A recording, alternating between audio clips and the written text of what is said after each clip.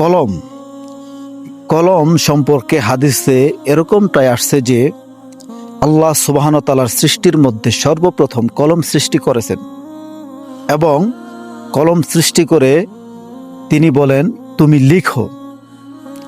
কলম বলেন, হে রব, কি লিখব? আল্লাহ বলেন, কিয়ামত পর্যন্ত যা কিছু সৃষ্টি হবে তাদের ভাগ্য অর্থাৎ তাকদীর লিখো।